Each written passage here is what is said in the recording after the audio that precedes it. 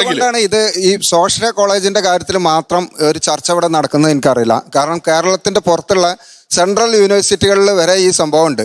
Central യൂണിവേഴ്സിറ്റികളിൽ ഒരുവിധം ഇപ്പോൾ എൻ്റെ മൂത്ത മകൻ സെൻട്രൽ യൂണിവേഴ്സിറ്റിയിലാണ് പഠിക്കുന്നത്.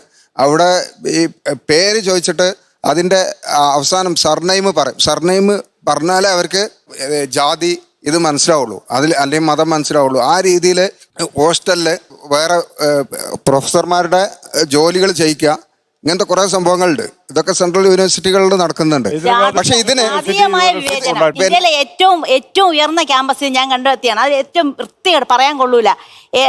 അവിടെയുള്ള ഓരോ ശർമ്മമാരും അതുപോലെ മുഖർജി ബാനർജി അങ്ങനെയുള്ള ഈ ബ്രാഹ്മണിക് പോലുള്ള ആൾക്കാരെന്തെന്ന് പറയാം, രാവിലെ ഹോസ്റ്റലിൽ വാഷ്റൂമിൽ പോയിട്ട് അവർ അപ്പിയിട്ടിട്ട് അത് ഫ്ലഷ് ചെയ്യാണ്ട് പോയിട്ട് തിരിപ്പി അവിടെ വൃത്തികേടാക്കും. അത് തിരിച്ചു വരുന്നവൻ ചോദ്യം ചെയ്യും. അങ്ങനെ ചോറിലിട്ട് അടിക്കാൻ വേണ്ടി, ഞാൻ വിദ്യാർത്ഥി നേതാവൊന്നുമല്ല, പക്ഷെ ഞാൻ എൻ്റെ 5 വർഷത്തെ ഡൽഹി ജീവിതത്തിൽ ഞാൻ കുട്ടികളെ സംഘടിപ്പിച്ച് ചൂരിലിട്ട് അടിക്കാൻ പറഞ്ഞു. സത്യം, ചൂരിലിട്ട് അടി. അങ്ങനെ ഞങ്ങൾ കാത്തു നിന്ന് അടി കൊടുത്തിട്ടുണ്ട്.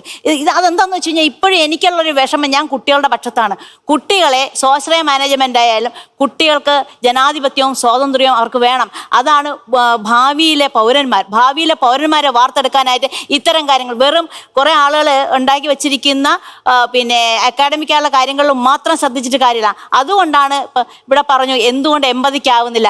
ഈ 80 വരിക എന്ന് പറഞ്ഞാൽ വിദ്യാഭ്യാസം കൊണ്ട് ഉണ്ടാകേണ്ട കാര്യത്തിന് പകരം വിദ്യാഭ്യാസം കൊണ്ട് അത് ഉണ്ടാകുന്നില്ല. പകരം ഇപ്പോൾ ഈ ക്യാമ്പസിൽ തന്നെ ഒരു കുട്ടിയെ വേറൊരു കുട്ടിയെ കൊണ്ട് മുഖത്തടിപ്പിക്കുക, ആൺകുട്ടിയെ പെൺകുട്ടിയെ കൊണ്ട് അടുപ്പിക്കുക, പെൺകുട്ടിയെ ആൺകുട്ടിയെ കൊണ്ട് അടുപ്പിക്കുക. ഇത് ഈ ക്യാമ്പസിൽ നടന്നതല്ലേ?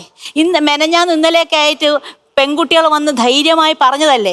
ഇതേക്ക് മുമ്പ് 2 വർഷം മുമ്പ് നീയൊക്കെ റെഡ് സ്ട്രീറ്റിലെ ഗേൾസ് അല്ലേ എന്നും പറഞ്ഞും കൊണ്ട് അമർജ്യോതിയിലെ വിദ്യാർത്ഥിനികൾ പറഞ്ഞില്ലേ? അപ്പൊ അപ്പോഴൊന്നും ആർക്കും ഒന്നും പറഞ്ഞില്ല.